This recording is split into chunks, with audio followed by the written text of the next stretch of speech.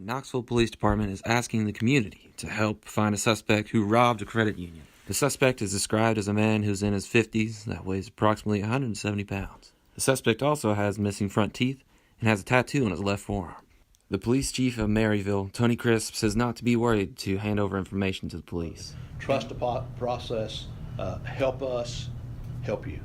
Anyone who knows about the suspect's whereabouts is asked to contact the Knoxville Police Department's Crime Information Line or the Knoxville FBI office. Parents for a third year in a row have voiced their frustration at the Tennessee Ready testing. Parents are frustrated that their tax dollars are not being utilized properly. In past years, the online testing has failed. Last year, all the test scores were scored incorrectly, and now the students had problems logging in. State education leaders say that the online system has been back up and running since Tuesday, and they believe no student data was compromised. An All-American icon, Barbara Bush, has passed away today.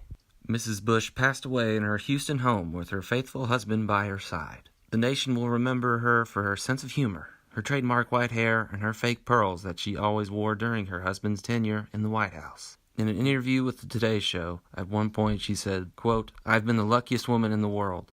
According to CNN, the Starbucks franchise is closing down 8,000 stores come May 29th. This announcement follows after 2 African-American males were arrested while sitting in the store waiting for a friend in Philadelphia. CEO Kevin Johnson said, quote, "What happened and the way the incident escalated and the outcome was nothing but reprehensible, and I'm sorry." In the wake of all these closings, Starbucks will provide racial bias training to 175,000 employees. Johnson went on to say that they want to be a part of the solution.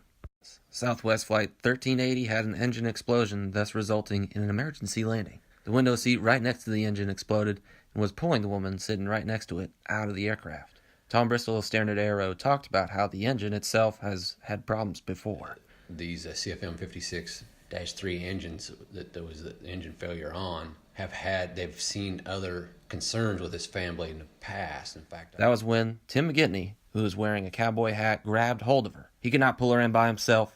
A firefighter, Andrew Needham, saw he was struggling and helped Tim McGinty to pull the woman back in. The pilot, who's had 30 years of experience of flying, landed the plane with ease. Only one pedestrian was killed.